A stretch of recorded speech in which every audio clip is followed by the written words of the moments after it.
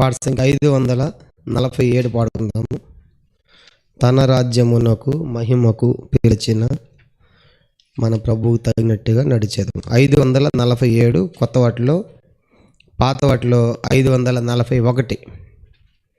కొత్త వాటిలో 547, పాత వాటిలో 541.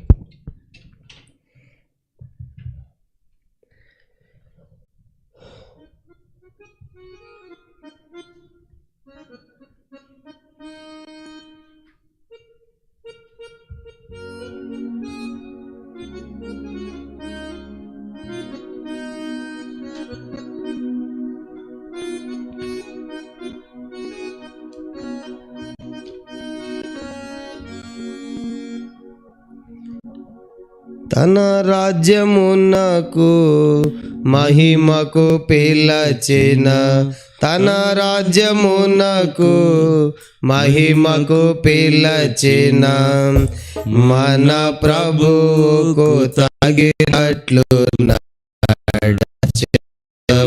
రాజ్యములో మనము చేరెదము. మన ప్రభువుకు తగినట్లు నడచెదము. తన రాజ్యములో మనము చేరెదము. కారు చీకటి కమ్మినను యేసుని వెలుగులో నడచెదము. కారు చీకటి కమ్మినను యేసుని వెలుగులో నడచెదము. మంచి కాపరి మనతో నుండగా తనతో ముందుకే సాగెదము. మంచి కాపరి మనతో నుండగా తనతో ముందుకే సాగెదము. మన ప్రభువుకు తగినట్లు నడచెదము. తన రాజ్యములో మనము చేరెదము. మన ప్రభువుకు తగినట్లు నడచెదము. తన రాజ్యములో మనము చేరెదము. తన రాజ్యమునకు మహిమకు పిలచిన, తన రాజ్యమునకు మహిమకు పిలచిన మన ప్రభువుకు తగినట్లు నడచెదము. తన రాజ్యములో మనము చేరెదము. మన ప్రభువుకు తగినట్లు నడచెదము. తన రాజ్యములో మనము చేరెదము. ఇరుకు మార్గపు ఇబ్బందులలో సిలువను మోయుచు వెళ్ళెదము.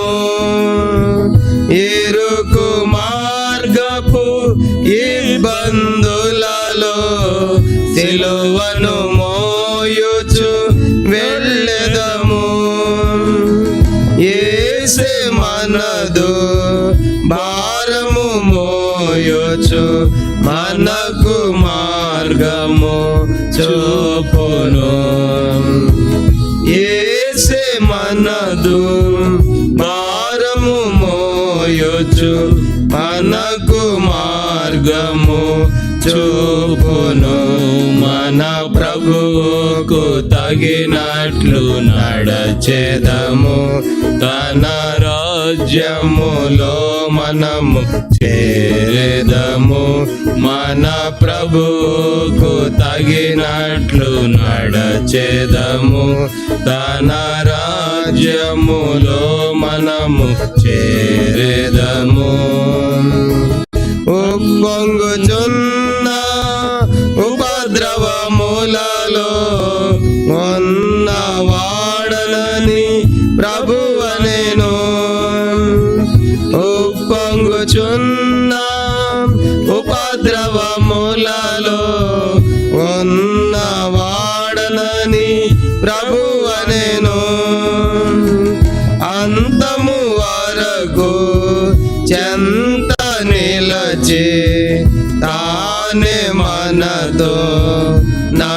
నడచును. అంతము వరకు చెంత నిలచి తానే మనతో నడచును. మన ప్రభువుకు తగినట్లు నడచెదము. తన రాజ్యములో మనము చేరెదము. మన ప్రభువుకు తగినట్లు నడచెదము. తన రాజ్యములో మనము చేరెదము. దారి తొలగక గురి యొద్దకే యేసుని చూచి నడచెదము. దారి తొలగక గురి యొద్దకే యేసుని చూచి నడచెదము. ఇహమున శుద్ధులై నడచువారే పరమున ప్రభుతో సంచరించెదరు. ఇహమున శుద్ధులై నడచువారే పరమున ప్రభుతో సంచరించెదరు. మన ప్రభువుకు తగినట్లు నడచెదము. తన రాజ్యములో మనము చేరెదము. మన ప్రభువుకు తగినట్లు నడచెదము. మన రాజ్యములో మనము చేరెదము. విశ్వాసమును విడువక మంచి పోరాటం పోరాడి, విశ్వాసమును విడువక మంచి పోరాటం పోరాడి, ప్రభువుతో నడచి పరుగు ముగించి నీతి కిరీటము పొందెదము. ప్రభువుతో నడచి పరుగు ముగించి నీతి కిరీటము పొందెదము. మన ప్రభువుకు తగినట్టు నడచెదము. తన రాజ్యములో మనము చేరెదము. మన ప్రభువుకు తగినట్లు నడచెదము. తన రాజ్యములో మనము చేరెదము. తన రాజ్యమునకు మహిమకు పిలచిన, తన రాజ్యమునకు మహిమకు పిలచిన మన ప్రభువుకు తగినట్టు నడచెదము. తన రాజ్యములో మనము చేరెదము. మన ప్రభువుకు తగినట్లు నడచెదము. తన రాజ్యములో మనము చేరెదము. 733 కొత్త వాటిలో 733, పాత వాటిలో 717. పర్వతములు తొలగిపోయినను తత్తరిల్లను మెట్టలు బహుగా.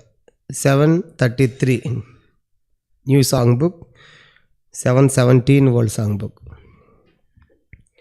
733 కొత్త వాటిలో, పాత వాటిలో 717. పర్వతములు తొలగిపోయినను తత్తరిల్లను మెట్టలు బహుగా.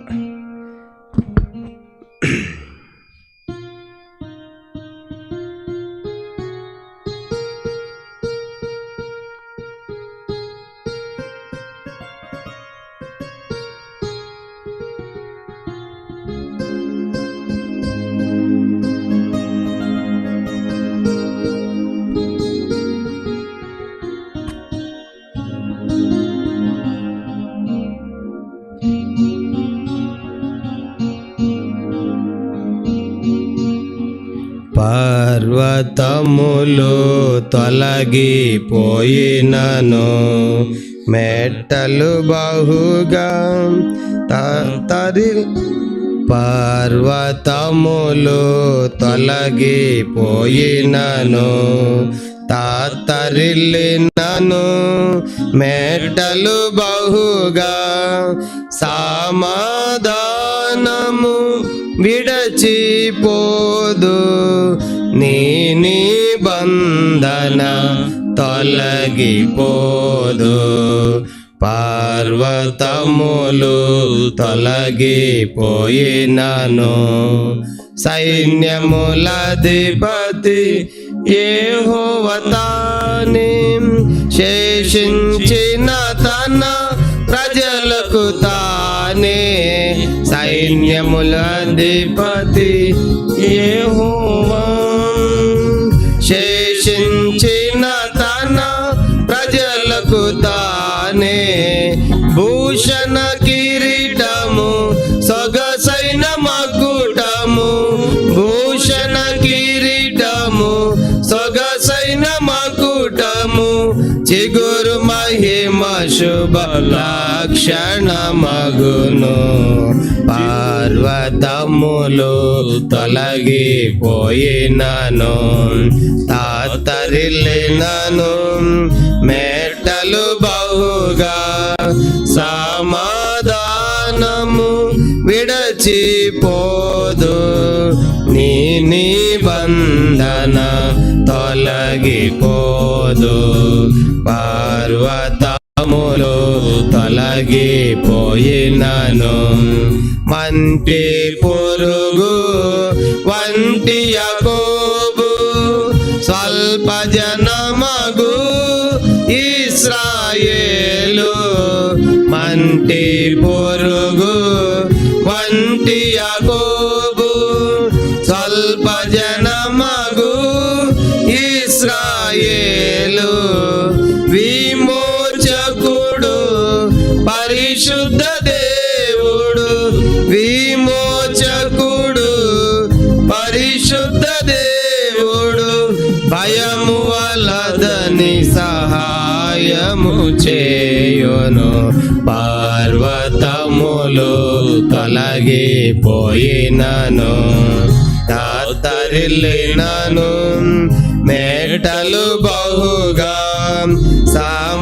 సమాధానము విడచిపోదు నీ నిబంధన తొలగిపోదు పర్వతములు తొలగిపోయినను మృతులైన వారు బ్రతుకుదురని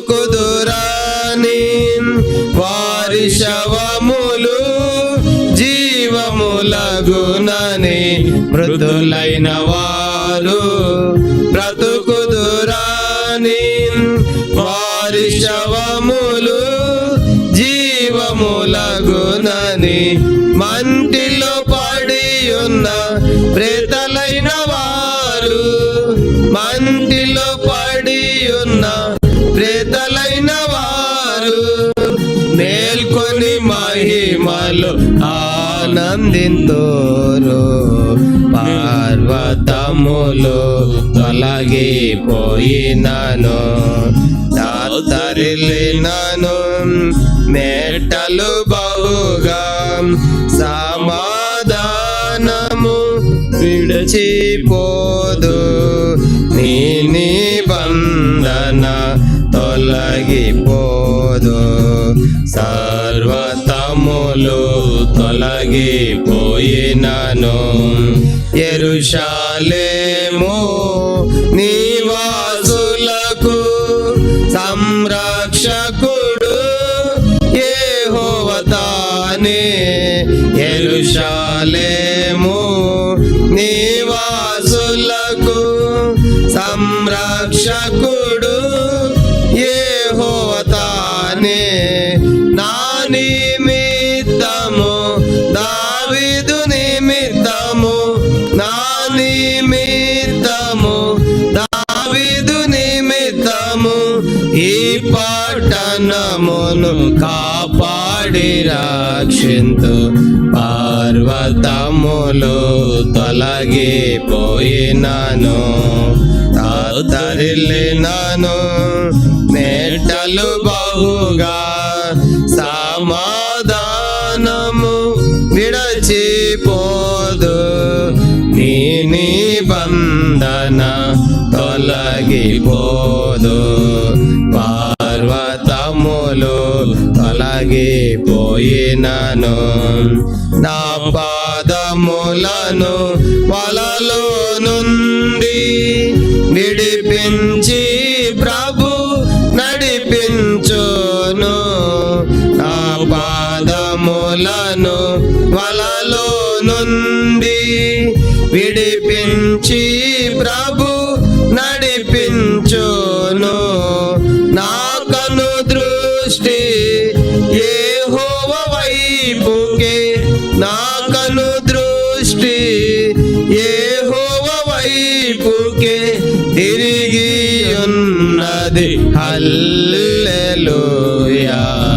పర్వతములు తొలగిపోయినను, తరిల్లినను, మెట్టలు బహుగా సమాధానము విడచిపోదు. నీ నిబంధన తొలగిపోదు. పర్వతములు తొలగిపోయినను. చివరిగా 2 చరణాల పాట పాడుకుని దేవుని వాక్యం ఉందాం. ఆఖరిగా 761 చిన్న పాటే. కొత్త వాటిలో 761, పాత వాటిలో 745. నా రక్షకుని వెంబడింతు నన్నిటన్, ఘోరమైన కొండలైన జంకొందను. 761 new song book, 745 old song books.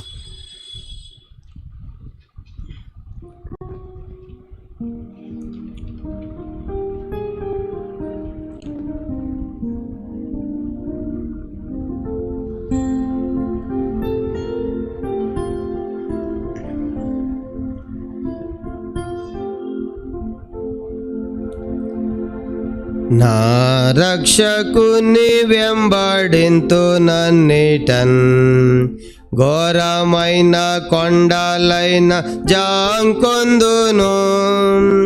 సురక్షితంబుగాను నేను వెళ్ళుదున్, పరమ కిరీటమందు వరకు. యేసున్ నేను ఎన్నడెన్నడూను ఆశతో నన్నిటన్ వెంబడింతును.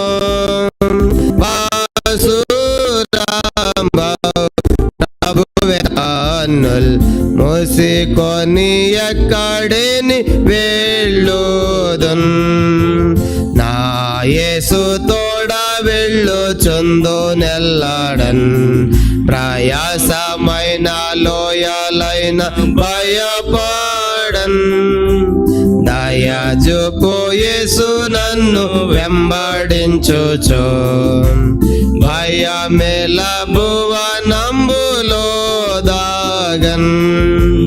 యేసున్ నేను ఎన్నడెన్నడూను ఆశతో నన్నిటన్ వెంబడింతును. వాసురాంబ ప్రభు వెంట కన్నుల్ మూసికొని ఎక్కడిని వెళ్ళుదున్.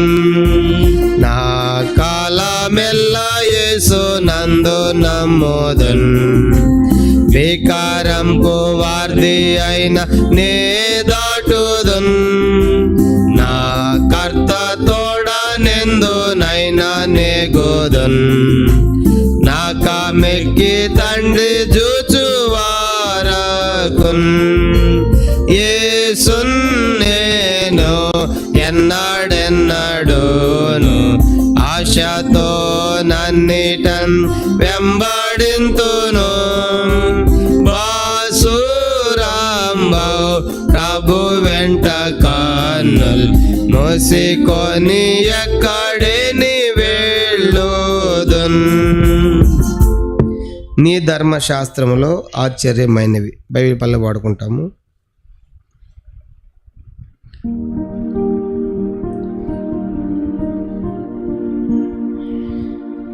నీ ధర్మశాస్త్రములో ఆశ్చర్యమైనవి చూచునట్లు నా కన్నులు తెరువుము. చూచునట్లు నా కన్నులు తెరువుము.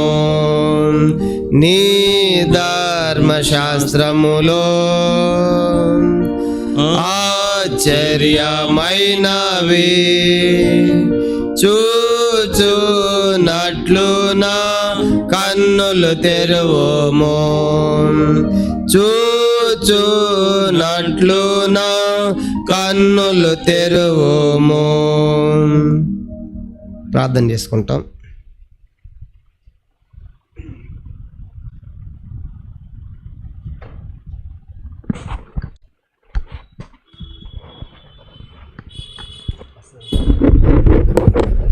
కరెంట్ పర్వాలేదు.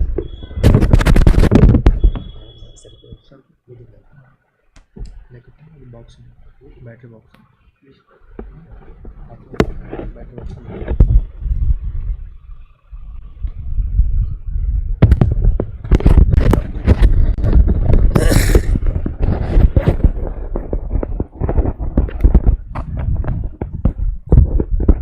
ప్రార్థన చేసుకుంటాం. పరలోకమందున మా తండ్రి, పరిశుద్ధ దేవ, జీవాధిపతి, మీ స్తోత్రాలు చెల్లిస్తూ ఉన్నాం. నీ ప్రియమైన కుమారుడు, మా ప్రభును, మా రక్షకుడైన యేసు ప్రభువారి అత్యున్నతంగా హెచ్చించబడిన ఘనమైన, శ్రేష్టమైన, మహోన్నతమైన, ధన్యకరమైన, అసమానమైన స్తోత్రాలు. ఈ పాటల ద్వారా మీ నామాన్ని కనపరచులో మీరు మహాపడిన వందనాలు. తిరిగి రాత్రి కాల సేవలో బయటకొని పాదాలు పట్టుకుంటున్నాం. ఈ దినాల్లో మరి ప్రారంభించిన తండ్రి, మరి 3 భాగములో మాత్రం 20 అధ్యాయం తండ్రి, మరి ముగింపులో మేము ఉంటున్నాం. మీరే సహాయం చేయండి. కూడా విశేషం మీరు మాట్లాడండి ప్రభా. కొంత కరెంట్ యొక్క కొరత కూడా మాకు ఉంటుండగా మీ చిత్తం మీద అది కూడా అనుగ్రహించండి. ఇంకా ఈ రాత్రి మీ ఏర్పాట్లు ఎవరున్నారు వారికి నడిపించండి, మహిమ పొందండి, సహాయపడమని ప్రార్థిస్తూ మా ఆవరణంతని మహిమతో నింపుకోనండి. శత్రు చీకటి గారు సంపూర్ణ లయపరచండి, మీరే మహిమ పొందండి. చిన్న నాతో మాతో అందరితో మాట్లాడి మహిమ పొందమని, సమయంతో దీవెనకరంగా చేయమని, ఆయుగదాస్ నన్ను కూడా అభిషేకించి ఈ రాత్రి నీ ప్రజల క్షేమం కొరకై కావలసిన వర్తమాన వాక్కులు అనుగ్రహించి మీరే మహిమ పొందమని, సమస్త మహిమా ఘనత మీకు ఆరోపించుకుంటూ వాళ్ళ మీద తగ్గించుకుంటూ యేసుక్రీస్తు వారి పరిశుద్ధమైన నామములో ప్రార్థించి వేడుకొనుచున్నాము తండ్రి. ఆమేన్.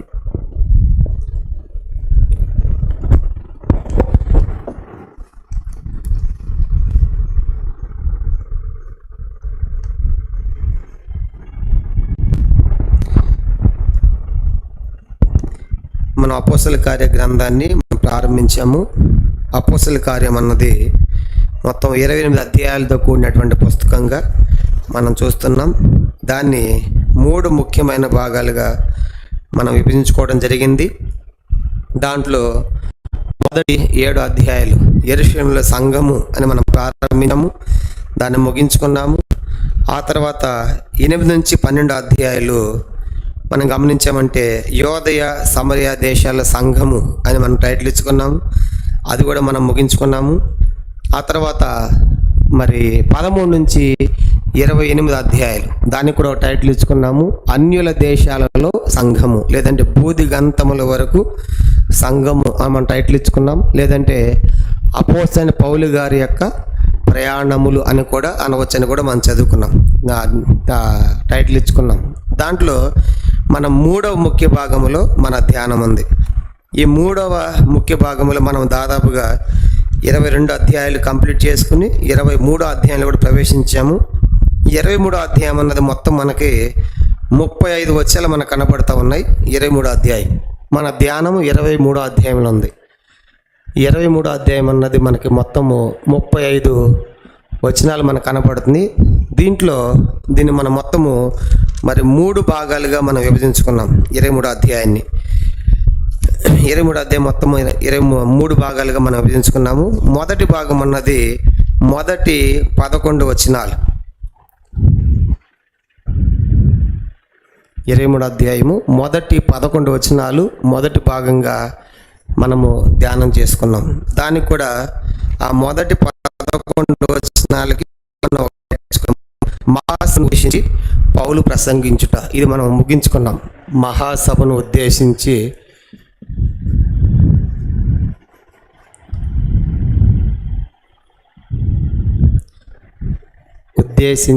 పౌలు గారు ప్రసంగించుట,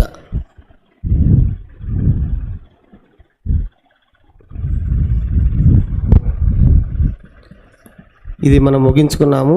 తర్వాత రెండవ భాగం అన్నది 23 అధ్యాయం 12వ వచనం నుండి మరి మనం గమనించామంటే 22వ వచనం వరకు, ఇది రెండవ భాగంగా ఇది కూడా మనం ముగించుకున్నాం. 12 నుంచి 22 వచనాలు పౌలు గారిని చంపుటకు యూదుల కుట్ర అని మనం ధ్యానం చేసాం. పౌలు గారిని చంపుటకు యూదుల కుట్ర.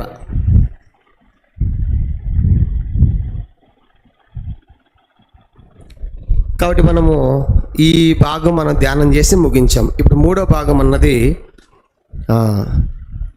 అపోస్తలుల కార్యం 23 అధ్యాయం. ఇక మిగిలిన 23 నుంచి 35 వరకు మూడో భాగంగా మనం ఈరోజు ప్రారంభిస్తాం. కనుక ఇప్పుడు మనము ఈ 23 అధ్యాయంలో మన ధ్యానములో 2 భాగాలు మనం ముగించుకున్నాము. మొదటి భాగం అన్నది మొదటి 11 వచనాలు. మనం 11 వచనాల్లో మరి కొన్ని సంగతులు మనం చూసాం. ఆ మహాసభను ఉద్దేశించి ప్రసంగించే దాంట్లో మొదటి వ్యక్తి మనకి మొదటి భాగంలో ప్రధాన యాజకుడు అననీయ చూసాము. తర్వాత పరిసయ్యుల గురించి మనం చూసాము. ఆ తర్వాత సద్దూకయ్యుల గురించి మనం చూసాము. తర్వాత పౌలు గారి గురించి మనం చూసాము. ఆ తర్వాత యేసు ప్రభు కూడా ఉన్నట్టుగా మనం చూసాము. కాబట్టి ఈ మొదటి దాంట్లో మనము 5 గుంపులు లేదంటే 5 సంగతులు మనం చూసాం. కనుక అది ముగించాం. రెండో దాంట్లో కూడా మనం దాదాపుగా మరి రెండో గుంపులో కూడా 6 మనం చూసాం. ఈ రెండో దాంట్లో కూడా గత వారము 6 గుంపుల వారిని మనం చూసాం. ఈ 6 గుంపుల్లో ఇవన్నీ కూడా రిమైండ్ చేస్తున్నాను. ఇవన్నీ గత వారం చెప్పినవే కనుక 2 నిమిషాలు చెప్పి మనం ముందుకు వెళ్తాం. మొదటి గుంపులో మనకి 5 గ్రూపుల వారు కనబడ్డారు. మొదటి గుంపులో ఎవరున్నారు? ప్రధాన యాజకుడు ఉన్నాడు. తర్వాత రెండవది పరిసయ్యులు, మూడవది సద్దూకయ్యులు, నాలుగవది పౌలు గారు, ఐదవది దేవుడు. కనుక యేసు ప్రభువు వారే పౌలుతో ఉన్నట్టు ఈ మొదటి 11 వచనాలు మనం ధ్యానం చేశాం. తర్వాత 12 నుంచి 22 వచనాల్లో కూడా మనకు 6 గ్రూపుల వరకు కనపడుతున్నారు. 6 గ్రూపుల్లో మొదటి గ్రూపు మనకు అపవాది, రెండో గ్రూపు యోధయ మత ఛాందస్సవాదులు, కనుక మూడవది యోధా మత పెద్దలు, నాలుగవది పౌలు గారు, ఐదవది పౌలు గారి మేనల్లుడు, ఆరవది దేవుడు. కనుక దీంట్లో కూడా మనకి 6 రకాల గ్రూపుల వరకు కనపడ్డారు. కాబట్టి మన మొదటి గ్రూప్ ఏంటి? 6 గ్రూపులు. మొదటిది అపవాది.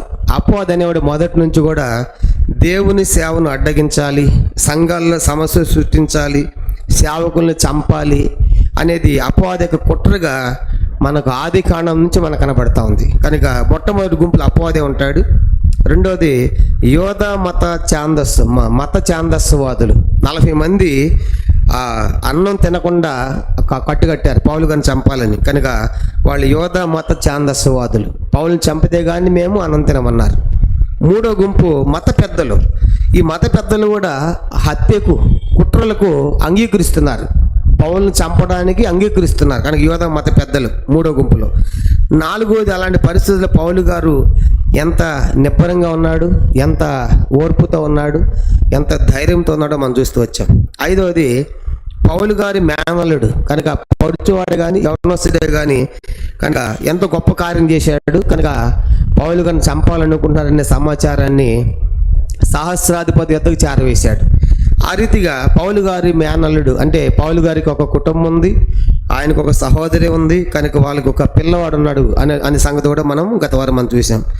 ఆ తర్వాత దేవుడు పౌలు గారిని తప్పించడానికి రోమా సైనికులు ప్రయాసపడుతున్నా మనకు అర్థమవుతుంది వెనకాల దేవుడే చేయిస్తున్నాడు అనేది మనకి జ్ఞాపకం పెట్టుకోవాలి. కనుక ఇంతవరకు మనము గత వారం చూసిన సంగతులు. ఈరోజు మనము ఈ 3వ భాగాన్ని ప్రారంభిస్తున్నాం. కనుక ఈ 3వ భాగాన్ని మనము ఈరోజు మనం ప్రారంభించనంటున్నాం.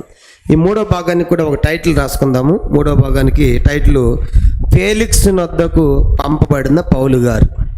ఫేలిక్స్ గవర్నర్, ఫేలిక్స్ వద్దకు పంపబడిన పౌలు గారు. దీంతో మనకి 23వ అధ్యాయం కంప్లీట్ అవుతుంది. ఫేలిక్స్ వద్దకు పంపబడిన పౌలు గారు.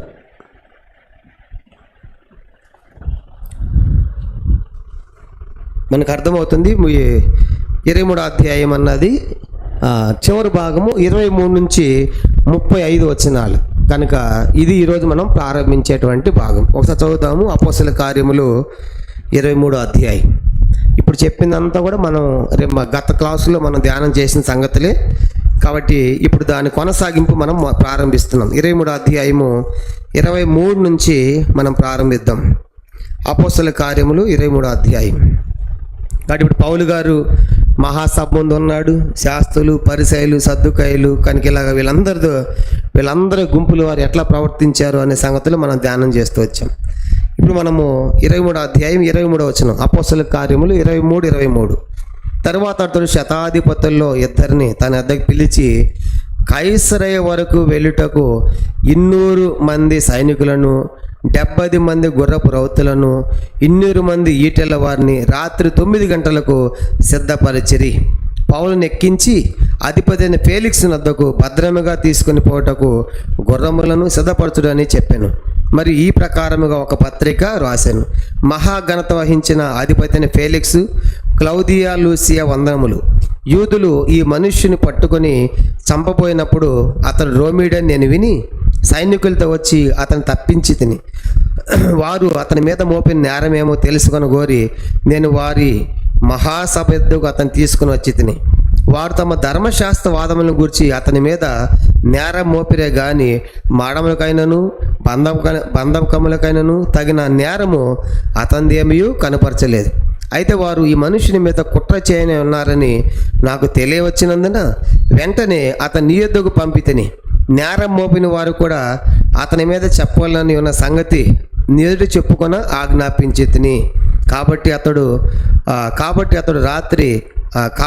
వారికి ఆజ్ఞాపించిన ప్రకారము సైనికులు పౌలును రాత్రి వేళ అంత్యపత్రికి తీసుకొని పోయిరి. మర్నాడు వారు అతనితో కూడా రౌతులను పంపి తాము కోటకు తిరిగి వచ్చిరి. వారు కైసరకు వచ్చి అధిపతికి ఆ పత్రికను అప్పగించి పౌలుని కూడా అతనితో నిలవబెట్టిరి.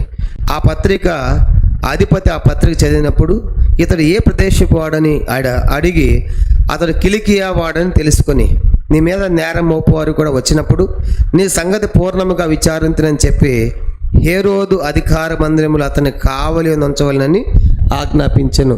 మనం గమనించామంటే మరి ఇక్కడ పౌలు గారిని చంపాలని కుట్ర చేస్తున్నారనే సంగతి పౌలు గారి మేనలుడు తెలిసింది. ఆ సంగతి సహస్రాధిపతి వద్దకు చేరవేశాడు. అంటే పౌలు గారి మేనల్లుడి ద్వారా కూడా దేవుడు కార్యం చేస్తున్నాడు, పౌలుని తప్పిస్తున్నాడు అంటే మనం చూసుకున్నాం. అది ఇప్పుడు ఎప్పుడైతే ఈ సంగతి శతాధిపతి తెలిసిందో ఇప్పుడు ఒక వ్యక్తిని చంపటం అంటే రెండవది ఆయన పౌలు రోమీయుడు. పౌలు ఎవరైనా రోమీయుడు, రోమా సిటిజన్ కాబట్టి రోమీయుడిని చంపడం అనేది పెద్ద గొప్ప నేరంగా ఉంటుంది. అందుకే ఇప్పుడు సహస్రాధిపతి చాలా లాండర్ ప్రాబ్లం క్రియేట్ అయిపోతుంది. కాబట్టి ఎట్లయినా సరే పౌలు గారిని తప్పించాలి అనేది సహస్రాధిపతి యొక్క ఉద్దేశం మనం చూస్తాం. కనుక చూడండి, మనం కూడా పోలీసులు వాస్తవంగా ఎక్కడైనా అల్లరవుతున్నప్పుడు పోలీసులందరూ గుమ్మిగూడి మొట్టమొదటి ఏం చేస్తారు, ఏ వ్యక్తి మీద అయితే పడుతున్నారో అతను తప్పిస్తారు. అతను తీసుకున్న పోలీసుల ముందు అతను భద్రపరచాలి, అతను తీసుకుని సేఫ్ చేయాలి. ఆ తర్వాత మిగతా కేసు విచారణ. కానీ అతను దెబ్బలు పడకుండా అతను చంపకుండా కాపాడే ప్రయత్నం చేస్తూ ఉంటారు. ఇప్పుడు శతాధిపతి కూడా బయట కూర్చున్నారు, 40 మంది కట్టుకట్టారు. మేము అన్న పానాలు ముట్టము, పౌలుని చంపిన తర్వాతే మేము ఫోన్ చేస్తాం. కనుక అంత ఛాందస్సంతో మతములో ఉండి వాళ్ళు పౌలు కోసం కాసుకున్నారు. కానీ ఇప్పుడు ఈ శతాధిపతి ఏం చేస్తున్నాడంటే ఈ పౌలు గారిని కైసరికి పంపించాలి. ఏం చేస్తాడంటే 35లో చూడండి, 23లో ఎక్కడ పంపిస్తున్నాడంటే ఆయన 23లో అతడు శతాధిపతి ఇద్దరిని తన వద్దకు పిలిచి కైసరే వరకు వెళ్ళటకు 200 మంది సైనికులు. ఎక్కడ పంపిస్తున్నారంటే ఆయన కైసరేకి తీసుకుని పోవాలి ఇప్పుడు. కనుక కైసరే అనేది మనకేం తెలియజేస్తూ ఉంది? కైసరే అనేది రోమీలకి ఒక హెడ్ క్వార్టర్. చెప్పండి, రోమీలకి ఏంటి? అది హెడ్ క్వార్టర్. కనుక అక్కడ రోమ గవర్నర్ ఉంటాడు. కనుక పిలాతు ఎట్లా గవర్నరు, ఇట్లా రోమీలకు కూడా రోమా గవర్నమెంట్. కనుక గవర్నర్ ఉండేటువంటి ప్రదేశం కైసరే. కాబట్టి ఇది హెడ్ క్వార్టర్స్ అన్నమాట. అక్కడ గవర్నర్ ఉంటారు. యెరూషలేం అనే ప్రాంతం మనకు కనపడుతుంది. యెరూషలేం, ఈ యెరూషలేం తెలియజేస్తూ ఉంది అంటే యెరూషలేము ఇది యోధ మత పెద్దలకి హెడ్ క్వార్టర్. కనుక యెరూషలేం అనేదేమో యోధ మతానికి సంబంధించిన హెడ్ క్వార్టరు. కైసర్ అనేది రోమిలకు సంబంధించినటువంటి ఒక రాజకీయమైనటువంటి హెడ్ క్వార్టర్. గవర్నర్స్ అక్కడ ఉంటారు. కాబట్టి ఇప్పుడు సహస్రాధిపతికి ఈ గొడవ అంతా అర్థమైపోయింది. కానీ ఇప్పుడు 40 మంది కట్టుకట్టారు కాబట్టి, చంపాలని ప్రయత్నం చేస్తున్నారు కాబట్టి ఇతను కైసరు పంపించాలి అని గవర్నర్ దగ్గర పంపించాలి. సహస్రాధిపతి ఎవరు ఇక్కడ చెప్పండి? ఏం పేరు ఆయన పేరు? క్లౌదియా లూసియా. చెప్పండి, ఆయన పేరు ఏంటంట? 26 క్లౌదియా లూసియా. కాబట్టి ఆయన సహస్రాధిపతి అంటే 1000 మంది మీద అధిపతి. చెప్పండి, ఆయన ఎంతమంది మీద అంట? 1000 మంది మీద అధిపతి. అంటే ఇప్పుడు 1000 మంది మీద అధిపతి సహస్రాధిపతి ఏం చేస్తాడు? 23వ వచనంలో శతాధిపతులు పిలుస్తాడు ఇద్దరిని. శతాధిపతులు అంటే 100 మీద అధికారులు. కనుక 100 మీద అధికారులు అంటే 200 మీద అధికారులు కలిగిన ఇద్దరిని పిలిచి ఇద్దరు శతాధిపతులు, ఒక్కొక్క శతాధిపతి 100 మంది మీద అధికారం కలిగిన వాడు. అలాంటి వాళ్ళు ఇద్దరిని పిలిచి ఏం చేస్తున్నారంట? పౌలు మీరు చాలా భద్రంగా తీసుకొని పోవాలి అని ఎట్లా పంపిస్తున్నాడు పౌలు గారిని? 23వ వచనంలో చూడండి, ఎంతమంది అంటే సైనికులు 200 మంది సైనికులు. చెప్పండి, సైనికులు ఎంతమంది అంట? సైనికులు 200 మంది. తర్వాత ఈటె, కనుక ఈటె గలవారు, కనుక ఈటెవారు ఎంతమంది అంటే వాళ్ళు కూడా 200 మంది ఈటె. తర్వాత 70 మంది ఏమో రౌతులు, గుర్రపు రౌతులు. మొత్తం ఎంతమంది అయ్యారు? 470. ఇప్పుడు పౌలు గారికి ప్రొటెక్షన్, భద్రతగా వెళ్తున్నటువంటి సైన్యం ఎంతమంది చెప్పండి? మొత్తము 70 మంది మనకు కనబడుతున్నారు. 470 మంది అంటే సుమారుగా 500 మంది అనుకోవాలి. 470 మంది ఇప్పుడు సైన్యం.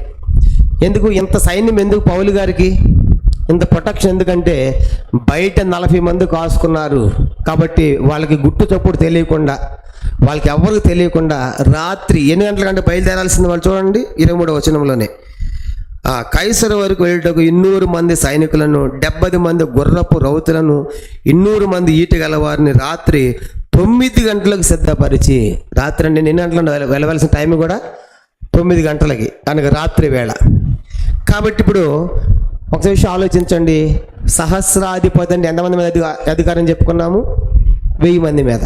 ఇప్పుడు 1000 మందిలో సగం మంది ఈయనకే వెళ్తున్నారు పౌలు గారికి సైన్యం.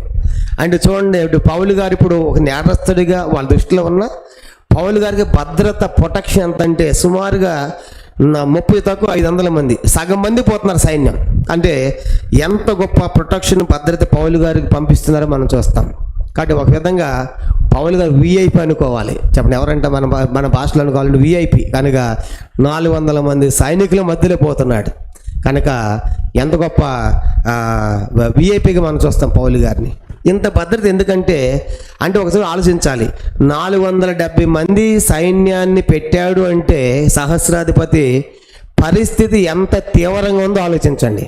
పరిస్థితి మన ప్రవీణ్ చనిపోయినప్పుడు కూడా రాజమండ్రిలో కనుక ఆ యొక్క డెడ్ బాడీ దగ్గర చూస్తూ ఉంటే యూట్యూబ్లో ఎంతమంది కనుక ప్రజలు కనుక పోలీసులు తాళ్ళు కట్టి కనుక ఎలా తప్పిస్తున్నారు చూసారా? కనుక ఆ సిచ్యువేషన్ చూస్తూ ఉంటే సేమ్ పౌల్ గారికి కూడా అలాగే ఉంది. కాబట్టి అంతమంది పోలీసు సైనికుల మధ్యలోంచి వెళ్ళిపోవాలి, వాళ్ళు కంటపడకూడదు, వాళ్ళు తెలియకూడదు అని చెప్పి రాత్రి 9 గంటలకు అంటే నిశ్శబ్దముగా పౌలు గారిని ఈ ప్రదేశంలోంచి కైసరికి పంపించాలి అని ప్రయత్నం చేస్తున్నాడు సహస్రాధిపతి. చెప్పడం ఎంతమంది? 2 శతాధిపతులను పిలిచి ఎంత సైన్యాన్ని ఇచ్చాడు? 200 మంది సైనికులు, 200 మంది ఈటెవారు, 70 మంది రౌతులు, మొత్తం టోటల్గా 70 మంది, అంటే సుమారుగా సహస్రాధిపతికి ఉన్నటువంటి సైన్యంలో 1000 మంది మీద అధికారి అయితే 400 సగం మంది దీనికే పంపిస్తారు పౌలు గారిని. అంత పెద్ద ప్రొటెక్షన్లో భద్రత మధ్యలో పౌలు గారిని తప్పిస్తున్నాడు సహస్రాధిపతి. పౌలు గారిని తప్పిస్తున్న సహస్రాధిపతి అయినా సహస్రాధిపతిగా మనకు కనబడుతున్న తప్పిస్తున్న సహస్రాధిపతి కాదు, దేవుడే పౌలు గారిని తప్పిస్తాడు. ఎందుకంటే పౌలు గారు ఎక్కడ దాకా వెళ్ళాలి స్వాత ప్రకటించడానికి? రోమ్ దాకా వెళ్ళాలి. అది దేవుని యొక్క సంకల్పం. కనుక అందుకే ఇట్లా మనుషులు వాడుకుంటున్నాడు. ఈ రీతిగా రాత్రి 9 గంటలు అయింది. 9 గంటల తర్వాత పౌలు గారిని తీసుకున్నారు. 200 మంది సైనికులు, 200 మంది ఈటేవారు, 70 రౌతులు అందరిని ప్రొటెక్షన్ పట్టుకుని పౌలు గారిని రాత్రి మూవ్ చేశారు. భద్రంగా తీసుకుని పోతున్నారు. తీసుకుని పోయేటప్పుడు ఎక్కడ తీసుకెళ్తున్నారు? సహస్రాధిపతి ఎక్కడ పంపిస్తున్నాడు? గవర్నర్ దగ్గరికి. చెప్పండి, ఎవరి దగ్గర చెప్పండి? గవర్నర్. ఎవరైనా? ఫేలిక్స్. చెప్పండి, ఏంటంటే ఆయన ఫేలిక్స్. ఈ గవర్నరు సుమారుగా 52 లేదంటే 52 నుంచి 59 కనుక ఏడి కనుక ఆయన పరిపాలించిన కాలం 52 నుంచి 59, అంటే సుమారుగా 6 సంవత్సరాలు అది ఈయన గవర్నర్గా ఉన్నాడు. ఇతని యొక్క పూర్తి పేరు మనం చరిత్రలు చూస్తే ఫేలిక్స్ మార్కస్ యాంటోనియస్ అనేటువంటి పేరు అన్నమాట. ఈ గవర్నర్ పేరేంటి? ఫేలిక్స్ మార్కస్ యాంటోనియస్ కనుక అనేటువంటి గవర్నర్ పేరు. మనకు ఫేలిక్స్ అని ఉంది బైబిల్లో, చరిత్రలో ఫేలిక్స్ మార్కస్ యాంటోనియా గవర్నర్. ఈయన 52 నుంచి 59 దాకా గవర్నర్గా ఉన్నాడు. సుమారుగా 6 సంవత్సరాలు ఇతడు పరిపాలించాడు, కానీ గవర్నర్గా ఉన్నాడు. ఇతని దగ్గర పంపిస్తున్నాడు. ఇప్పుడు పంపిస్తున్నప్పుడు ఒక దోషిగా పంపిస్తున్నప్పుడు ఒట్టిగా పంపకూడదు. ఏం పంపాలంటే అతని మీద ఉన్న నేరాన్ని రాసి పంపాలి, కేసును పంపాలి. ఇప్పుడు పౌలు గారి మీద ఏం పంపించాలి? ఇప్పుడు సహస్రాధిపతి కేసును పంపించాలి. ఎందుకు పంపిస్తున్నాము? ఇతను చేసిన నేరం ఏంటి అనే కేసు ఫైల్ చేసి పంపించాలి. అందుకే ఇప్పుడు ఒక ఉత్తరం రాస్తున్నాడు. ఉత్తరం రాస్తుంది ఎవరు చెప్పండి? ఉత్తరం రాస్తుంది ఎవరు? క్లౌసియా లూసియా అటువంటి సహస్రాధిపతి. ఎవరికి రాస్తున్నాడు? ఫేలిక్స్. కనుక ఫేలిక్స్ మార్కస్ యాంటోనీ అంటే గవర్నర్కి రాస్తున్నాడు. కనుక ఏమి రాస్తున్నాడు? ఉత్తరం రాస్తున్నాడు. సైనికులు పంపిస్తా, పౌలు గారికి భద్రత ఇచ్చి సైనికులను పెట్టి ఒక లెటర్ రాసి ఇప్పుడు సహస్రాధిపతి అంటే లూసియా క్లౌదియా ఫేలిక్స్కి లెటర్ రాసి పంపిస్తున్నాడు. ఎట్లా లెటర్ రాస్తున్నాడు చూడండి. 26వ వచనం, అపోస్తలుల కార్యములు 23వ అధ్యాయం 26. మహాఘనత వహించిన అధిపతి అయిన ఫేలిక్స్ క్లౌసియా లూసియా వందనములు. కాబట్టి మహాఘనత వహించిన వాడే కనుక గవర్నర్, కాబట్టి వందనాలతో రాస్తున్నాడు ఫేలిక్స్. ఏమంటున్నాడు? 27. యూదులు ఈ మనుష్యుని పట్టుకొని చంపబోయినప్పుడు అతడు రోమీడని నేను విని సైనికులతో వచ్చి అతన్ని తప్పించి తిని, తర్వాత వారు అతని మీద మోపిన నేరమేమో తెలుసుకొని కోరి నేను వారిని మహాసభ యొద్దకు అతను తీసుకొని వచ్చి తిని. కనుక ఏమని ఉత్తరం రాస్తున్నాడు అంటే ఉత్తరములో జరిగినట్టుగా రాయడం లేదు. చెప్పండి, జరిగినట్లుగా రాయడం లేదు. ఏమని రాస్తున్నాడు? 27లో ఈ మనుష్యుని పట్టుకొని చంపబోయినప్పుడు అతడు రోమీడని తెలుసుకున్నాడంట. చంద్ర ఏంది రోమీడని తెలుసుకున్నాడనే మాట మనం చూస్తాం. వాస్తవానికి పౌలు గారు పట్టుకున్నప్పుడు రోమీడని తెలిసి వదిలిపెట్టాడా? మొట్టమొదటి చేసిన పని ఏంటి? ఈ యొక్క క్లౌసియా లూసియా చేసిన మొదటి పని ఏంటి? పట్టుకోవాలంటేనే ఈయన రోమీడ్ అనలేదు. మొట్టమొదటి ఆయన కొట్టండి, విచారించండి, సంగతి తెలుసుకోనండి అని చెప్పాడు. అది రాయట్లా. అది రాస్తే ఇతని ప్రాబ్లం. చూసారా, పోలీసు వాళ్ళు కూడా ఏం చేస్తారంటే వాళ్ళకి సంబంధించినవన్నీ కూడా పక్కన పెట్టేసి కేసు రాస్తారనమాట. వాళ్ళు బుక్ అవ్వకూడదు. ఇప్పుడు ఈయన చేసిన పని ఏంటి? మొట్టమొదట దేవాలయంలో పౌలు వెళ్ళిన తర్వాత పౌలు గారిని కొడతా ఉంటే వచ్చిన తర్వాత ఈ సహస్రాధిపతికి ఏం అర్థం కాలేటప్పుడు ఏమన్నాడు? ఇతన్ని కొట్టండి, కొట్టి సమాచారం రాబట్టను అని చెప్పాడు. 24వ అధ్యాయం ఒకసారి వెళ్దాము చూడండి. అపోస్తలుల కార్యం 22వ అధ్యాయము. ఈయన చేసిన పని ఏంటంటే 24వ వచనం, అపోస్తలుల కార్యములు 22:24. ఈ పని చేసి అది చెప్పకుండా జరిగినట్టు చెప్పకుండా అది తప్పిస్తున్నాడు. 22:24 చదువుతామా? అపోస్తలుల కార్యములు 22:24.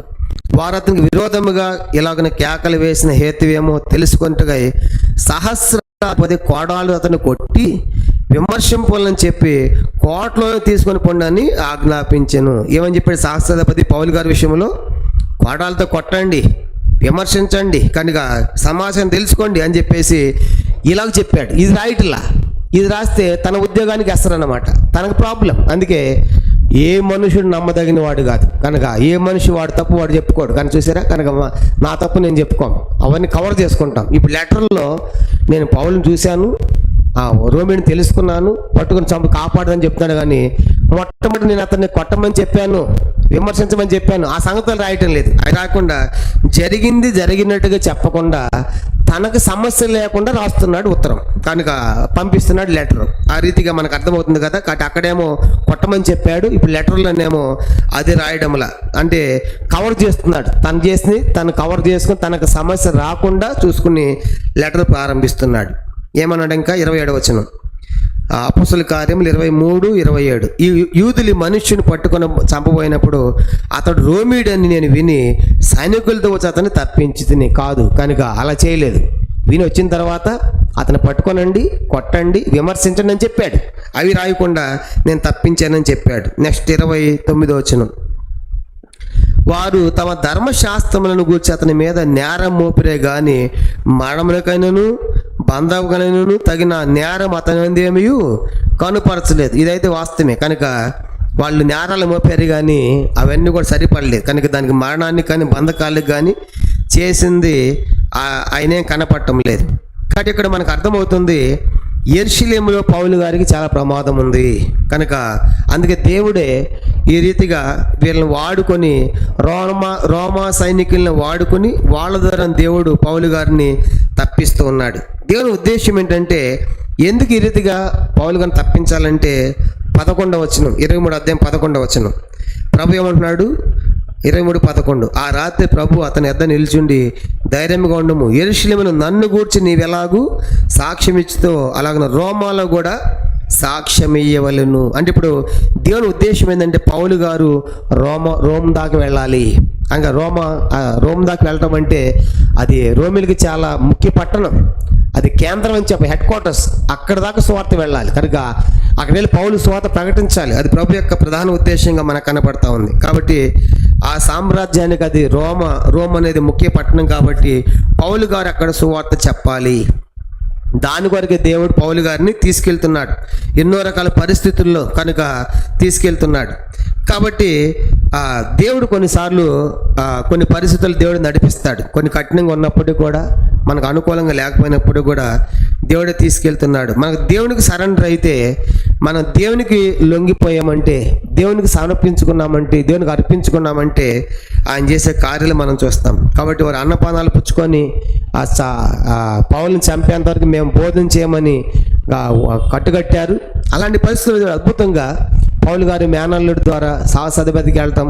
సహస్రాధిపతి దాదాపుగా 470 మంది అనగా సైనికులతో పౌలు గారిని తప్పించే ప్రయత్నము, రాత్రి 9 గంటలకు లెటర్ రాయటం, ఇవన్నీ కూడా ఎలా సాధ్యమవుతుంది అని అంటే పౌలు గారు దేవునికి తను సమర్పించుకున్నాడు, అర్పించుకున్నాడు. కనుక ఎన్నో రకాల కష్టాలు బాధలు ఉన్నాయి. అయినప్పటికీ కూడా ఎప్పుడైతే మనము మన స్వబుద్ధి మీద ఆధారపడకుండా దేవుని మీద ఆధారపడతామో మనం వెళ్ళవలసిన మార్గాన్ని ఆయన సరళం చేస్తాడు. సామెతలు 3వ అధ్యాయం, అదే జ్ఞాని సొలొమోను చెప్తాడు చూడండి. సామెతల గ్రంథం 3వ అధ్యాయం, సామెతలు 3వ అధ్యాయంలో మనం దేవుని యొక్క అధికారాన్ని ఒప్పుకొని ఆయనకు అప్పగించుకుంటే, సామెతలు 3వ అధ్యాయము 5 నుంచి, నీ స్వబుద్ధిని ఆధారం చేసుకొనగా నీ పూర్ణ హృదయముతో యెహోవా యందు నమ్మకం ఉంచుము, నీ ప్రవర్తన అంతటి యందు ఆయన అధికారమునకు ఒప్పుకొనుము, అప్పుడు ఆయన నీ త్రోవలను సరళము చేయును.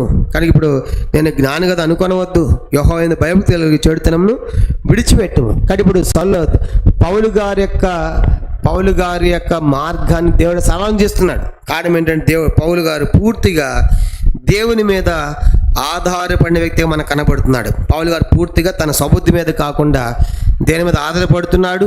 ఆ కారణం చేతనే మరి దేవుడు పౌలు గారికి గొప్ప మార్గాన్ని కూడా దారి కూడా తెరుస్తున్నట్లుగా మనం చూస్తూ ఉన్నాం. ఇప్పుడు అసలు వాస్తవానికి పౌలు గారు ఇంత ముందు కూడా రోమ్ వెళ్ళాలనుకుంటాడు. రోమపత్రిక చూడండి 15వ అధ్యాయం. పౌలు గారు ఆశ ఏంటంటే ఎక్కడైతే క్రీస్తు నామం ప్రకటించబడలేదో ఆ స్థలాలన్నీ నేను వెళ్ళాలి అన్నది పౌలు యొక్క ఆశ. పౌలు ఇప్పుడు రోమ్కి వెళ్తున్నాడు, కానీ ఇంతకు ముందే వెళ్ళాలనుకున్నాడు పౌలు గారు రోమ్కి, కానీ వీలు కలగలేదు.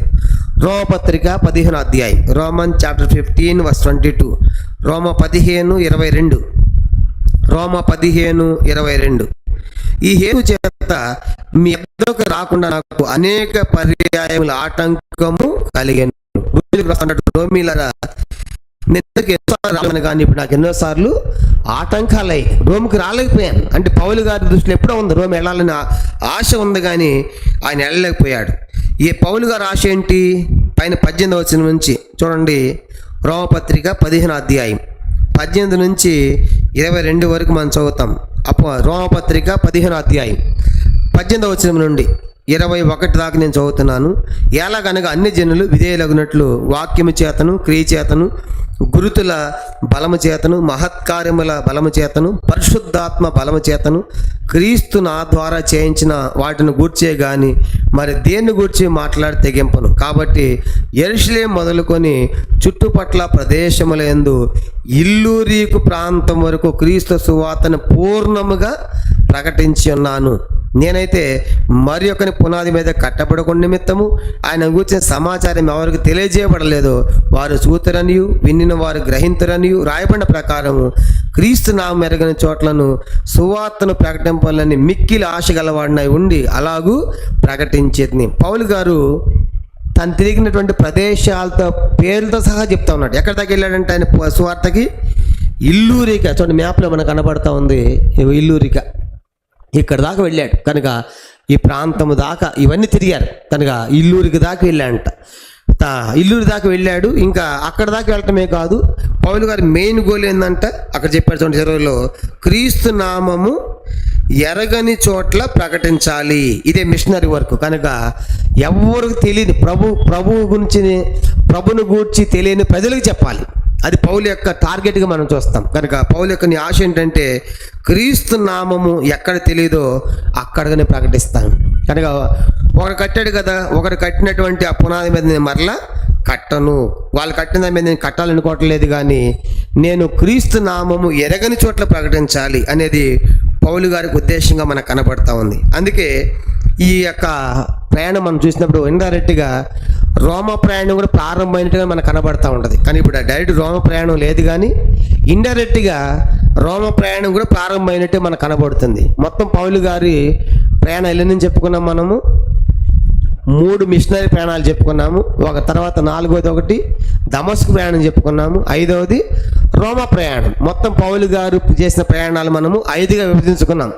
మొదటి 3 ముఖ్యమైనవి. మొదటి మిషనరీ ప్రయాణము, 2వ మిషనరీ సువార్త ప్రయాణము, 3వ మిషనరీ సువార్త ప్రయాణం. 3 కాకుండా మొదటి రోమ ప్రయాణంగా 9వ అధ్యాయంలో, తర్వాత 21వ అధ్యాయంలో మనము రోమ ప్రయాణం అది దమస్కు ప్రయాణంగా 9వ అధ్యాయంలో, 21వ అధ్యాయంలో రోమ ప్రయాణం చెప్పుకున్నాం. దాంట్లో ఇప్పుడు పౌలు గారు ఈ యొక్క ప్రయాణము ఇండైరెక్ట్గా ఏ ప్రయాణం ప్రారంభం కనబడుతుంది మనకి? రోమ ప్రయాణం ఇండైరెక్ట్ కనబడుతుంది. అంటే అధికారికంగా లేదు, కానీ అధికారికంగా టైం పడుతుంది, కానీ ఇండైరెక్ట్గా అనధికారికంగా రోమ్కి వెళ్ళబోతున్నాడు. కనుక ఇవన్నీ కూడా మనకి 23వ అధ్యాయంలో మనకు కనబడతా ఉన్నాయి. పౌలు గారికి ఇలా సాధ్యమైందంటే దేవుడు ఆ రీతిగా పౌలు గారు తన సబుద్ధిని ఆధారం చేసుకోకుండా ఆ పరిస్థితుల్లో దేవునికి అప్పగించుకున్నాడు. కాబట్టి దేవుడు పౌలు గారికి మార్గాన్ని సరళం చేసి వాళ్ళ మధ్య నుంచి తప్పిస్తూ సైనికుల ద్వారా అతను ముందు కొనసాగడానికి దేవుడు తీసుకెళ్తా ఉన్నాడు. కానీ ఇప్పుడు లెటర్ ఏమని రాశారు చూడండి, అపోస్తల కార్యములు 23వ అధ్యాయం. ఇంకా ఏమని రాస్తున్నాడు లెటర్లో? నేను వాళ్ళు తప్పించాను అని ఆయన చెప్పాడు. అవన్నీ కూడా ఉన్నట్టు రాయకుండా అవి తప్పించి లెటర్ రాశాడు. ఇంకేమని రాస్తున్నాడు? అపోస్తల కార్యములు 23వ అధ్యాయం 30వ వచనం. 30 అయితే వారు ఈ మనుషుని మీద కుట్ర చేయనే ఉన్నారని నాకు తెలియవచ్చినందున వెంటనే అతని నీ వద్దకు పంపించి తిని నేరం మోపిన వారు కూడా అతని మీద చెప్పవాలని ఉన్న సంగతి నీ ఎదుట చెప్పుకొని ఆజ్ఞాపించి తిని. కాబట్టి వాళ్ళు ఈ మనిషి మీద కుట్ర చేస్తున్నారని చెప్పేసి నాకు తెలిసింది. వెంటనే అతన్ని ఎదుగు పంపిస్తున్నాను. ఎవరైతే నేరం మోపారో వాళ్ళు కూడా చెప్తామంటే వాళ్ళు నీ ఎదుగే పంపించి ఆజ్ఞాపించానని లెటర్ రాశాడు.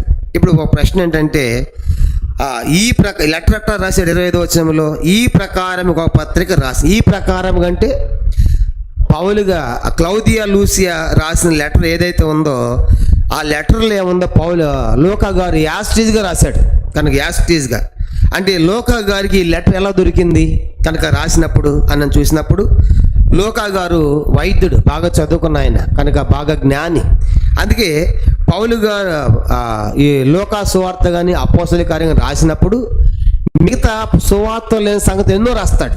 ఉదాహరణగా కైసరు ఔగుస్తు యొక్క చరిత్ర రాస్తాడు. ఎవరు? లోకా గారు. అది మనకి మత్తయి సువార్తలో ఉండదు, మార్క్ సువార్తలో, యోహాను సువార్తలో ఉండదు. కనుక మిగతా సువార్త లేని సంగతి లోకా గారు రాశాడు. కనుక లోకా గారు మహాజ్ఞాని, బాగా చదువుకున్న ఆయన. కనుక ఇవన్నీ ఎట్లా సాధ్యమైనంటే ఆయన కైసరు ఔగుస్తు గురించి రాస్తాడు, ప్రజా సంఘం గురించి రాస్తాడు. కనుక చాలా డీటెయిల్డ్గా రాస్తాడు రాసిన లోకా సువార్త కానీ అపోస్తల కార్యం కానీ. అది ప్రశ్న ఏంటంటే, ఈ లెటరు క్లౌసియా లూదియా రాసినటువంటి లెటరు ఆయనకి లోకా గారికి ఎట్లా దొరికింది, ఎట్లా రాసి ఉంటాడంటే లోకా సువార్త మొదటి అధ్యాయం అక్కడ పరిశుద్ధాత్మ ప్రేరణతో రాస్తున్నాడు. కానీ రాసినప్పుడు ఆయన ఎట్లా రాశాడంట ఒక మాట రాయబడింది. లోకా సువార్త మొదటి అధ్యాయం, లోకా సువార్త మొదటి అధ్యాయము మొదటి 4 వచనాలు కలిసి ఉన్నాయి. మధ్యలో రాయబడి నేను చదువుతున్నాను. మధ్యలో రాయబడిన మాట ఒక మాట, మొదటి నుండి తరచి పరిష్కారముగా తెలుసుకొని ఉన్న నేను నీ పేట వాటిని గురించి వరుసగా రచించుతామని ఎంచితని. కనుక ఒట్టొట్టుగా రాయలైన కనుక మొదటి నుంచి తరచి పరిష్కారముగా తెలుసుకొని అంత డీటెయిల్డ్గా చదివి కనుక అవన్నీ తెలుసుకుని రాశాడు లోకా గారు. కాబట్టి పరిష్కారం మొదటి నుంచి జరిగిన సంగతులన్నీ కూడా వరుసగా డీటెయిల్డ్గా తెలుసుకుని ఆయన ఈ లెటర్ ఉన్నట్టుగా ఈ క్లౌసియా లూదియా ఎట్లయితే క్లౌదియా లూసియా లెటర్ రాశాడో ఉన్నట్టుగా పౌలు గారు ఎట్లా రాయగలిగాడంటే ఇక్కడ మనకు అర్థమవుతుంది. ఆయన పరిష్కారముగా మొదటి నుంచి పరిష్కారముగా తరచి తెలుసుకొని రాసినట్లుగా మనకు కనబడతా ఉంది. ఆ రీతిగా ఇప్పుడు ఈ లెటర్ రాశాడు. ఆ తర్వాత ఏం జరిగింది చూడండి. 31వ వచనం అపోస్తల కార్యములు 23వ అధ్యాయము 31వ వచనం. అపోస్తల కార్యములు 23వ అధ్యాయము 31వ వచనం. కాబట్టి అతడు వారికి ఆజ్ఞాపించిన ప్రకారం సైనికులు పౌలును రాత్రి వేళ అంతిపత్రిక తీసుకొని పోయిరి. కాబట్టి ఇప్పుడు ఎక్కడ తీసుకెళ్ళిపోయారంటే పౌలు గారిని వాళ్ళు ఇప్పుడు మొత్తానికి అంతిపత్రిక తీసుకెళ్ళారు. అంతిపత్రి కనుక మనం గమనించామంటే మీ ఇంగ్లీష్ మ్యాప్లో ఉంటుంది, దీంట్లో లేదు అంతిపత్రి అనేటువంటి ప్రదేశము. ఈ అంతిపత్రి అనే ప్రదేశం ఎక్కడ ఉంటుందంటే చూడండి వెనకాల మ్యాప్లో కొత్త నిబంధన కాల పాలస్తీనాలు మనం చూసామంటే యెరూషలేం ఉంది. యెరూషలేం పైన లుద్ద అనే ప్రదేశం ఉంది చూడండి, లుద్ద.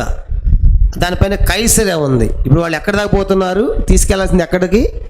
కైసర్ దాకా పోవాలి. యెరూషలేంలో బయలుదేరి యెరూషలేముకి లుద్దాకి ఉన్న మధ్యలో ఉన్న ప్రాంతమే అంతిపత్రి అని గుర్తుపెట్టుకోవాలి. కనుక ఎక్కడుంది ఈ ప్రదేశము యెరూషలేముకు బైబిల్ మ్యాప్లో యెరూషలేం ఉంది కదా, కింద యెరూషలేము, దానిపైన కొంచెం లుద్దా ఉంది, దానిపైన కైసరే ఉంది. కానీ ఇప్పుడు యెరూషలేము నుండి లుద్దాకు దగ్గరలో ఉన్న ప్రదేశం అంతిపత్రి. కనుక అది చాలా కష్టమైన దారి అన్నమాట. దొంగలు ఎక్కువగా ఉంటారు ఆ ప్రదేశంలో. కనుక చాలా కఠినమైనటువంటి మార్గం అది. అందుకే ఆ మార్గం గుండా సైనికులు పంపిస్తున్నాడు పౌలు ప్రొటెక్షన్గా. కాబట్టి ఈ అంతిపత్రి అనేటువంటి ప్రదేశాన్ని తీసుకొచ్చారు. దీన్ని అఫేక్ అని కూడా పిలుస్తారు. ఈ అంతిపత్రి అనేటువంటి పేరు ఎందుకు వచ్చిందంటే మొదటి హేరోదు దీన్ని కట్టించాడు. అతని తండ్రి పేరు ఏంటంటే అంతిపతరు. చెప్పండి, ఎవరంటే కట్టించింది? మొదటి హేరోదు కట్టించాడు. మొదటి హేరోదు ఎందుకు కట్టించాడు? తన తండ్రి పేరు ఏంటి? అంతిపతరు. తన తండ్రి పేరు అంతిపతరు. కాబట్టి ఇప్పుడు కట్టించి తన తండ్రి పేరు మీదుగా ఏమని పేరు పెట్టాడు? ఆ పట్టణానికి అంతిపత్రి అని పెట్టారనమాట. ఇంతకుముందు కూడా చెప్పుకున్నాం. తెస్సలోనిక అని పెట్టాను. తెస్సలోనిక ఎవరని చెప్పుకున్నాము? తెస్సలోనిక. ఫిలిప్ అని చెప్పుకున్నాం. ఫిలిప్ ఎవరని చెప్పుకున్నాము? తండ్రి పేరు మీద ఫిలిప్ అనే పేరు వచ్చింది. కనుక సహోదరి పేరు మీద తెస్సలోనిక అనే పేరు పెట్టారు. అట్లా ఇక్కడ కూడా మనం చూసామంటే ఈ మొదటి హేరోదు అనేవాడు ఈ అంతిపత్రి పట్టణాన్ని కట్టి తన తండ్రి పేరుని బట్టి దానికి ఏమని పెట్టాడు? అంతిపత్రి అనేటువంటి పేరు పెట్టాడు. ఇది సుమారు యెరూషలేముకి సుమారుగా 60 కిలోమీటర్లు. చూడండి మ్యాప్లో కింద మనకి ఇక్కడ యెరూషలేం కనపడుతుంది, దీనిపైన లుద్ద కనపడుతుంది. లుద్ద ఈ లొద్ద దగ్గరలోనే అంతిపత్ర అనేది ఉంటుంది, దీనిపైన కైసరే ఉంటుంది. కాబట్టి ఇప్పుడు ఈ లొద్ద నుంచి అంతిపత్ర నుంచి యెరూషలేముకి వచ్చేసి 60 కిలోమీటర్లు సుమారుగా. కాబట్టి 60 కిలోమీటర్ల ప్రయాణాన్ని 470 మంది సైనికులతో సాహసాది పంపించి అంతిపత్రకి చేరారు. ఇంకా అంతిపత్రకి చేరారంటే ఆల్మోస్ట్ వాళ్ళు కైసరికి వెళ్ళిపోయినట్లే, అంటే పెద్ద తప్పించుకున్నట్లే. అందుకే ఇప్పుడు అక్కడ దాకా చేరేదే కష్టం.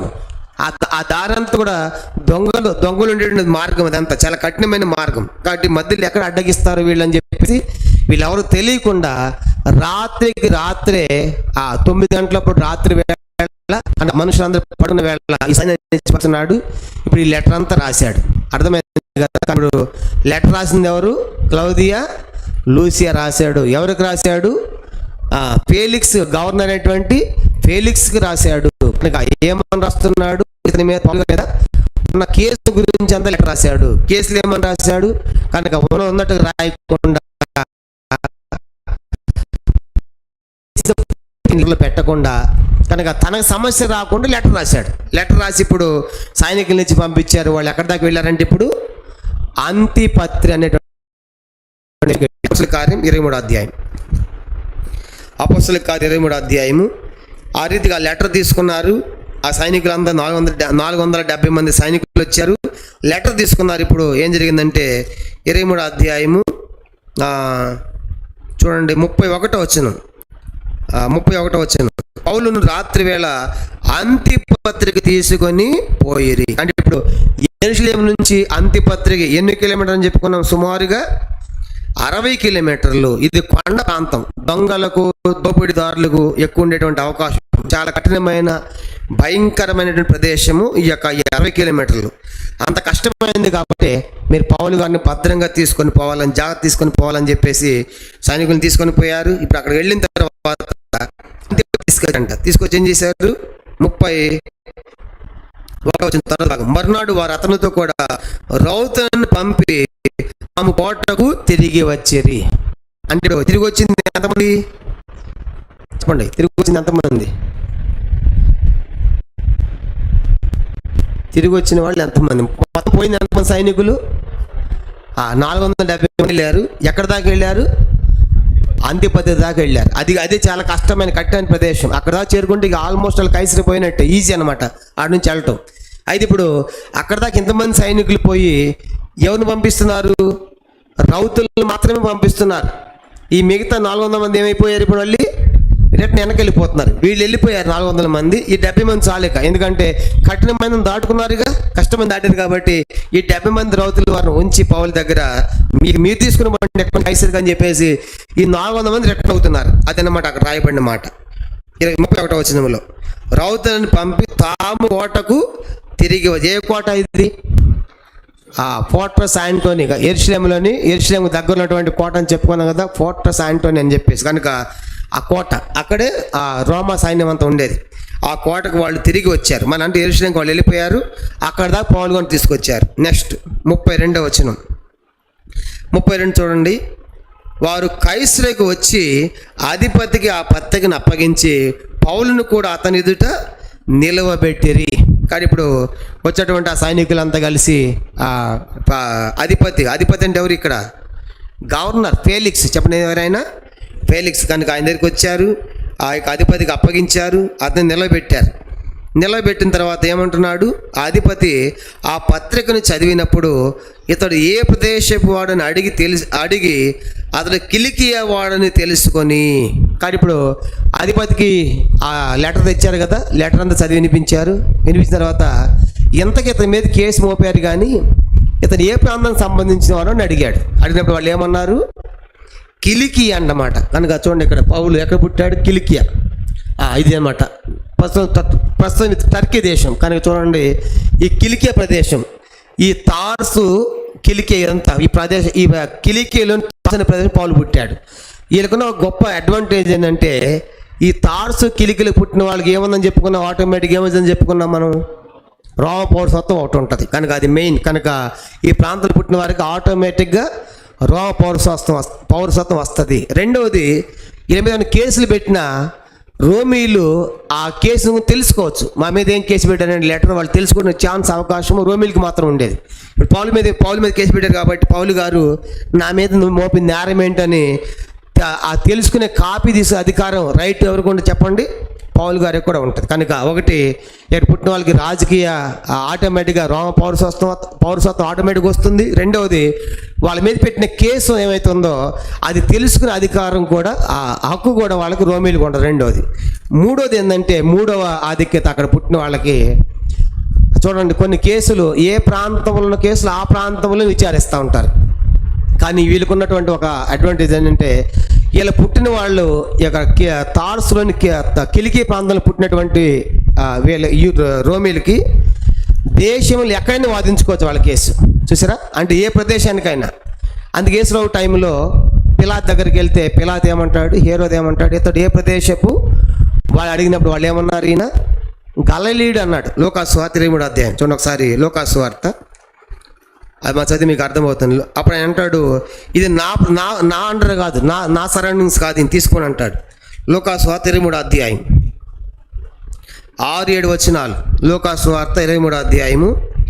లోకాసు వార్త 23. పిలాతు ఈ మాట విని మనుషుడు గలిలయుడా అని అడిగి, ఆయన హేరోదు అధికారం కింద ఉన్న ప్రదేశవాడని తెలుసుకొని హేరోదు వద్దకు ఆయనను పంపెను.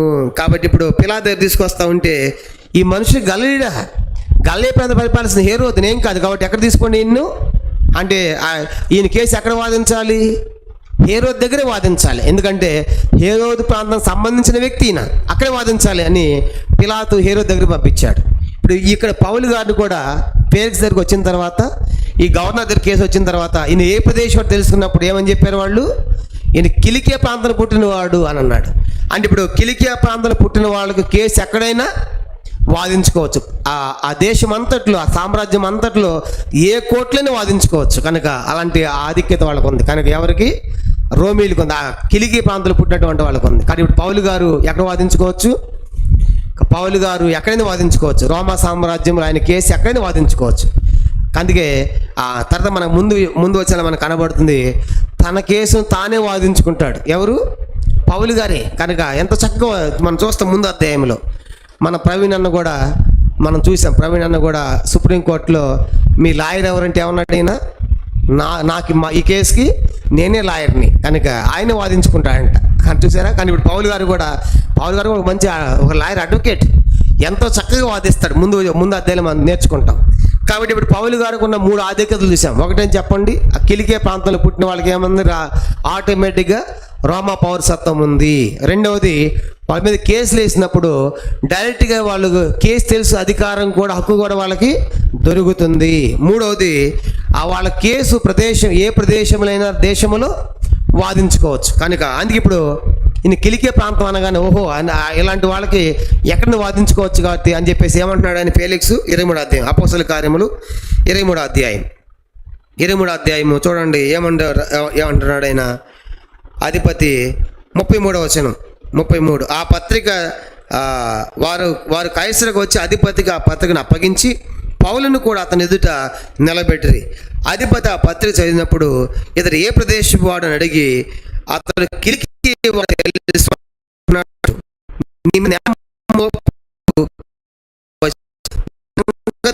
అని చెప్పి హేరోదు అధికార మందిరంలో అతన్ని కావలిని ఉంచవలనని ఆజ్ఞాపించాను. కాబట్టి తెలుసుకున్నాడు, నువ్వు కిలికే ప్రాంతం సంబంధించిన వాడువా, ఓకే రైట్. అయితే నీ మీద వచ్చే ప్రత్యర్థులు ఉన్నారు కదా, నేరం మోపిన ఉన్నారు కదా, నేరం మోపిన వచ్చినప్పుడు నీ కేసును విచారిస్తాములే అని చెప్పేసి కేసు వాయిదా వేసి, కాబట్టి అంటే ఇప్పుడు కేసు వాదించాలంటే వాళ్ళు కూడా రావాలి కదా. కానీ ఇప్పుడు ఈ దోషిగా పౌలు గారు నిలబెట్టారు, ఎవరు నేరం మోపిన వాళ్ళు కూడా రావాలి.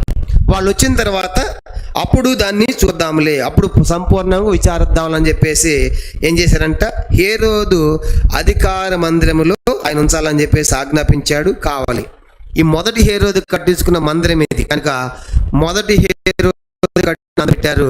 అది పౌలు గారికి సువార్త చెప్పడానికి ఏం అభ్యంతరం లేదు. కనుక లాండ్ ఆర్డర్ ప్రాబ్లం రాకూడదు, అదనమాట. రోమిలికి ఏం చెప్పండి, మెయిన్ మాకు లాండ్ ఆర్డర్ ప్రాబ్లం రాకుండా మీరు ఏమైనా చేసుకోండి అంటే పౌలు గారికి ఆ జైల్లో కూడా అక్కడ అధికార మందిరంలో కూడా సువార్త ప్రకటించుకోవచ్చు. కనుక సువార్త ప్రకటించే అభ్యంతరం లేదు. కనుక ఖైదీలకు కూడా అధికారం ఉండేటువంటి అవకాశము స్పెషల్గా ఉన్న వాళ్ళకి ఉండేదన్నమాట. అందుకే పౌలు గారికి దొరికింది. కానీ అధికార మందిరంలో ఆ ఖైదీలను ఆ మందిరంలో పెట్టేవాళ్ళు. కానీ ఆ మందిరంలో అధికార మందిరంలో పౌలు గారిని పెట్టారు. మీ వాళ్ళు వచ్చిన తర్వాత నేరం మోపిన వాళ్ళు సంపూర్ణంగా మనం ఆ కేసును తెలుసుకుంటాం అని చెప్పేసి అక్కడ ఆజ్ఞాపించారు. పౌలు గారిని ఇప్పుడు అంతిపత్రికి తీసుకెళ్లారు. తర్వాత కైసరుకు వచ్చారు. కైసరు వద్ద అతను ప్రజెంట్ పౌలు గారిని లెటర్స్ అది వినిపించారు. పౌలు గారు కిలికే ప్రదేశం తెలుసుకున్న తర్వాత అతని కేసు ఎక్కడ విచారించవచ్చు కాబట్టి అలాంటి ఆధిక్యత పౌలు గారికి ఉంది కాబట్టి నేరం మోపిన వాళ్ళు వచ్చిన తర్వాత వాది సంపూర్ణంగా ఆలోచిద్దాం అని చెప్పేసి హేరోదు అధికార మందిరంలో పౌలు గారిని పెట్టారు. పౌలు గారికి సువార్త చెప్పడానికి ఎలాంటి అభ్యంతరము లేదు.